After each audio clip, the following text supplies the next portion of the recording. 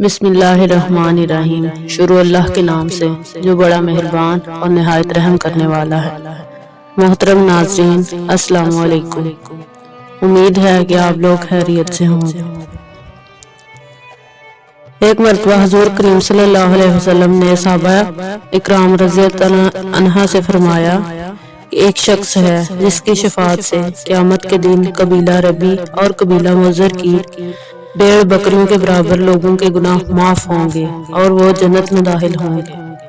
صحابہ اکرام رضی اللہ تعالیٰ عنہ نے دریافت کیا کہ یا رسول اللہ صلی اللہ علیہ وسلم وہ شخص کون ہے؟ آپ صلی اللہ علیہ وسلم نے فرمایا کہ وہ اویس قرنی ہے۔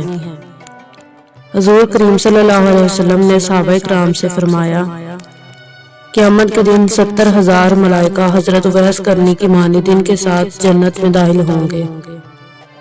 صحابہ اکرام رضی اللہ تعالیٰ عنہ نے وجہ دریافت کی تو آپ صلی اللہ علیہ وسلم نے فرمایا تاکہ مخلوق میں ان کی شناخت نہ ہو سکے اور سوائے اس شخص کے جسے اللہ تعالیٰ ان کے دیدار سے مشرف فرمائے، اس لیے کہ آپ رحمت اللہ علیہ نے خلوت نشین ہو کر مخلوق سے روح پوشی اختیار کی اور عبادت و ریاضت کو اختیار کیا۔ روح پوشی کی وجہ یہ تھی کہ لوگ کہیں آپ علیہ السلام کو برگزیدہ نہ سمجھیں، چنانچہ یہی وجہ ہے کہ اللہ تعالیٰ نے آپ رحمت اللہ علیہ کی پردہ پوشی فرمائیں گے۔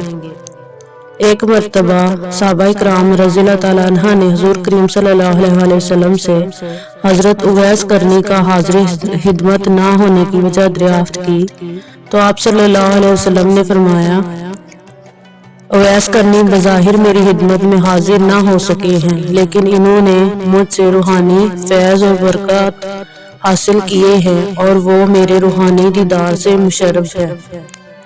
اور پھر فرمایا ان کا مجھ تک نہ پہنچنے کی 2 وجوہات ہیں، ایک تو ان پر حال کا غلبہ ہے اور دوسرا ان کی والدہ جو کہ مسلمان ہیں اور ضعیف و نابینا ہیں، ان کی وجہ سے وہ میرے ظاہری دیدار سے محروم ہیں اور وہ شتربانی کر کے اپنا اور اپنی والدہ کا پیٹ پالتے ہیں۔ حضور کریم صلی اللہ علیہ وسلم نے حضرت عمر فاروق اور حضرت علی المرتضیٰ رضی اللہ تعالیٰ عنہ کو مخاطب کرتے ہوئے فرمایا تم دونوں ان سے ملو گے، جب تم دونوں ان سے ملو تو میرا سلام پہنچانا اور ان کو میرا پیغام دینا کہ وہ میری امت کے لیے دعا کریں۔ صحابہ اکرام رضی اللہ تعالیٰ عنہ نے دریافت کیا یا رسول اللہ صلی اللہ علیہ وسلم آپ صلی اللہ علیہ وسلم کا پیراہن کا حقدار کون ہے؟ آپ صلی اللہ علیہ وسلم نے فرمایا کہ میرے پیراہن کا حقدار اویس قرنی ہے۔ حضور کریم صلی اللہ علیہ وسلم کے وصال کے بعد جب حضرت عمر فاروق اور حضرت علی المرتضیٰ رضی اللہ تعالیٰ عنہ مکہ معظمہ تشریف لائے تو حضرت عمر فاروق رضی اللہ تعالیٰ عنہ نے وہاں پر موجود لوگوں سے دریافت کیا کہ ان میں کوئی شخص قرن کا رہنے والا ہے تو کچھ لوگ حاضر ہوئے۔ آپ رضی اللہ تعالیٰ عنہ نے ان سے حضرت اویس قرنی کے بارے میں دریافت کیا تو انہوں نے انکار کر دیا کہ وہاں اس نام کے کسی شخص کو نہیں جانتے، البتہ ایک دیوانہ آدمی ایسا ہے جو آبادی سے دور رہتا ہے اور کسی سے نہیں ملتا جلتا۔ لوگ عموماً کھاتے ہیں لیکن وہ نہیں کھاتا، وہ خوشی اور غم کو نہیں جانتا، جب لوگ ہنستے ہیں تو وہ روتا ہے اور جب لوگ روتے ہیں تو وہ ہنستا ہے۔ جب حضرت عمر فاروق رضی اللہ تعالیٰ عنہ کا دور خلافت شروع ہوا تو آپ رضی اللہ تعالیٰ عنہ حضرت علی المرتضیٰ رضی اللہ تعالیٰ عنہ کے ہمراہ کوفہ تشریف لے گئے اور وہاں سے یمن تشریف لے گئے، جہاں قرن پہنچ کر حضرت اویس قرنی کی تلاش شروع کی۔ لوگوں نے بتایا کہ وہ عرفہ کی وادی میں ایک دیوانہ اونٹ چرا رہا ہے جس کی غذا خشک روٹی ہے۔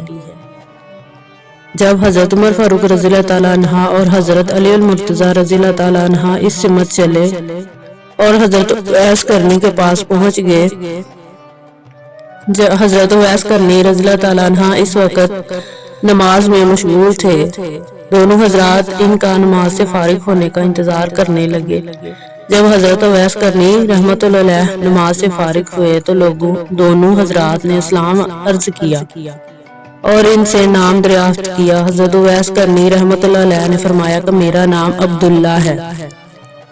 حضرت عمر فاروق رضی اللہ تعالیٰ عنہ نے حقیقی نام دریافت کیا تو فرمایا کہ میرا نام اویس ہے۔ حضرت عمر فاروق رضی اللہ تعالیٰ عنہ نے ہتھیلی دکھانے کی درخواست کی۔ جب حضرت اویس قرنی رضی اللہ تعالیٰ عنہ نے ہتھیلی کو دکھایا تو آپ دونوں حضرات نے ان کو پہچان لیا اور دست بوسی کی شہادت حاصل کی۔ حضرت عمر فاروق رضی اللہ تعالیٰ عنہ نے حضور کریم صلی اللہ علیہ وسلم کا سلام پیش کیا اور پیراہن عطا کرتے ہوئے حضور کریم صلی اللہ علیہ وسلم کی وصیت سنائی کہ ان کی امت کے لیے دعا فرمائیں۔ حضرت اویس قرنی رحمۃ اللہ علیہ نے عرض کیا کہ آپ دونوں حضرات اچھی طرح دیکھ بھال لیں، شاید وہ کوئی اور دوسرا فرد ہو جس کے بارے میں حضور کریم صلی اللہ علیہ وسلم نے ارشاد فرمایا ہو۔ حضرت عمر فاروق رضی اللہ تعالیٰ عنہ نے ارشاد فرمایا کہ وہ شخص آپ ہی ہے اور ہم نے حضور کریم صلی اللہ علیہ وسلم کی بتائی ہوئی نشانی سے شناخت کر لی ہے۔ حضرت اویس قرنی رحمۃ اللہ علیہ نے عرض کیا، اے عمر فاروق رضی اللہ تعالیٰ عنہ، تمہاری دعا تو مجھ سے زیادہ کارگر ثابت ہو سکتی ہے۔ تو حضرت عمر فاروق رضی اللہ تعالیٰ عنہ نے فرمایا، میں تو دعا کرتا ہی رہتا ہوں، لیکن آپ رحمت اللہ علیہ کو حضور کریم صلی اللہ علیہ وسلم کی وصیت پوری کرنی ہے۔ حضرت اویس قرنی رحمت اللہ علیہ نے وہ پیراہن لیا اور کچھ فاصلے پر جا کر اللہ تعالیٰ کے حضور دعا کرنا شروع کر دی۔ یا اللہ، جب تک تو میری سفارش پر امت محمدی صلی اللہ علیہ وسلم کو بخشے گا نہیں، میں حضور کریم صلی اللہ علیہ وسلم کا یہ پیراہن نہیں پہنوں گا۔ غیب سے آواز آئی کہ ہم نے تیری سفارش پر کچھ لوگوں کو بخش دیا ہے۔ حضرت اویس قرنی نے عرض کی، نہیں مالک، ساری امت کو بخش دے۔ غیب سے دوبارہ آواز آئی کہ ہم نے مزید کچھ اور لوگوں کو بخش دیا۔ الغرض یہ سلسلہ کچھ دیر تک جاری رہا اور آپ رحمت اللہ علیہ اسی طرح دعا میں مشغول رہے۔ جب حضرت عمر فاروق اور حضرت علی المرتضی رحمت اللہ علیہ نے دیکھا کہ اب کافی وقت ہو گیا ہے تو وہ دونوں حضرات آپ رحمت اللہ علیہ کے سامنے آ گئے اور آپ رحمت اللہ علیہ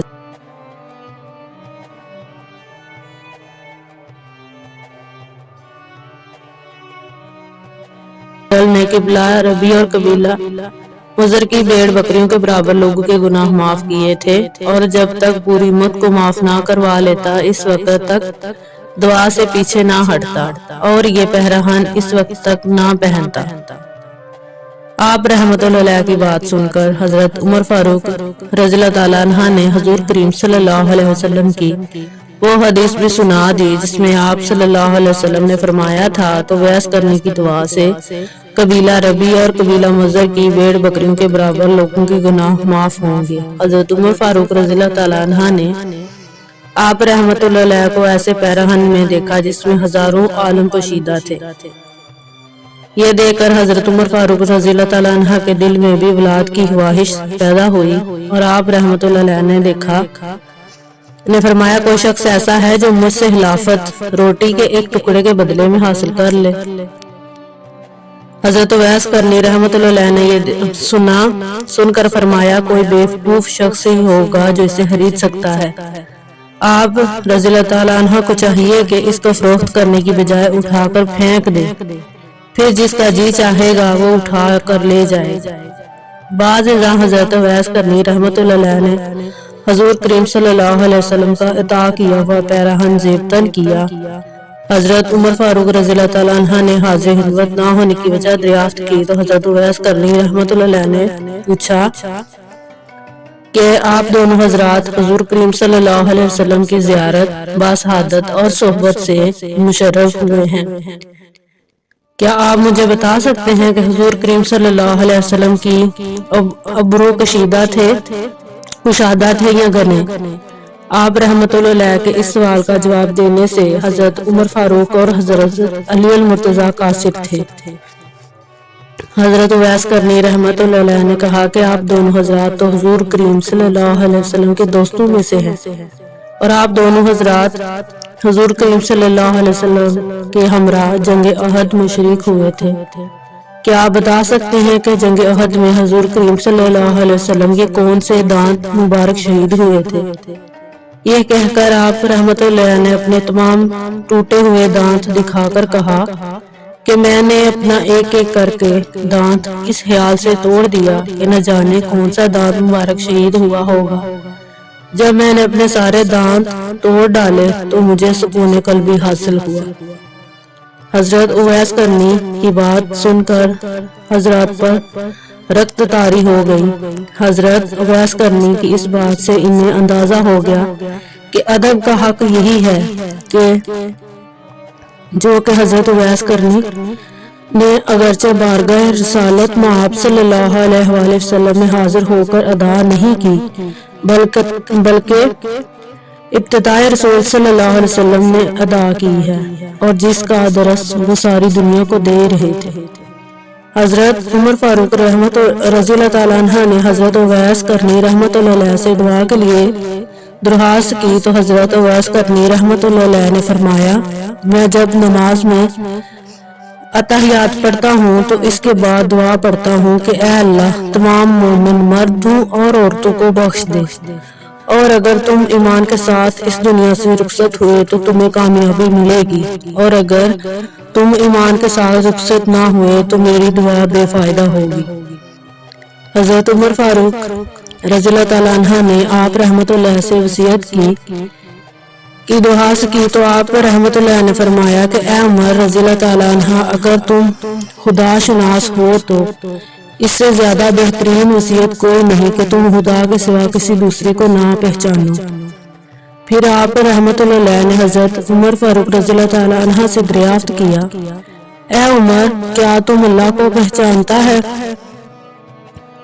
حضرت عمر رضی اللہ تعالیٰ عنہ اس بات میں نفی میں سر ہلا دیا۔ حضرت اویس قرنی نے فرمایا، بس اللہ کے سوا تمہیں کوئی نہ پہچانے، یہی تمہارے لیے بہتر ہے۔ حضرت عمر فاروق رضی اللہ تعالیٰ عنہ نے آپ سے کچھ دیر قیام کی درخواست کی تاکہ وہ آپ رحمت اللہ علیہ کی خدمت میں کچھ پیش کر سکیں۔ آپ رحمت اللہ علیہ نے جیب میں 2 درہم نکال کر دکھائے اور کہا، یہ میرے اونٹ چرانے کا معاوضہ ہے، اگر آپ حضرات یہ ضمانت دیتے ہیں کہ ان کو خرچ کرنے سے قبل مجھے موت نہیں آئے گی تو آپ مجھے جو عنایت فرمائیں گے میں وہ قبول کر لوں گا، ورنہ یہ 2 درہم ہی میرے لیے کافی ہیں۔ کچھ دیر کے بعد حضرت اویس قرنی رحمۃ اللہ علیہ نے حضرت عمر فاروق رضی اللہ تعالیٰ عنہ اور حضرت علی المرتضیٰ رضی اللہ تعالیٰ عنہ سے اسی طرح باتیں کرتے رہے اور حضور کریم صلی اللہ علیہ وسلم کی سیرت و اقوال زیر موضوع لاتے رہے۔ اس کے بعد حضرت اویس قرنی نے فرمایا، آپ دونوں حضرات نے یہاں پہنچنے تک میری وجہ سے جو تکلیفیں اور زحمت اٹھائی ہے اس کے لیے میں معافی چاہتا ہوں۔ اب آپ دونوں حضرات یہاں سے تشریف لے جائیں کیونکہ قیامت کا دن نزدیک ہے اور مجھے آخرت کی فکر ہے۔ قیامت کے دن ہمیں ایسا دیدار نصیب ہوگا جو کبھی منقطع نہ ہوگا۔ اب میں قیامت کے راستہ بنانے اور اسے صاف کرنے میں مشغول ہوں۔ سبحان اللہ۔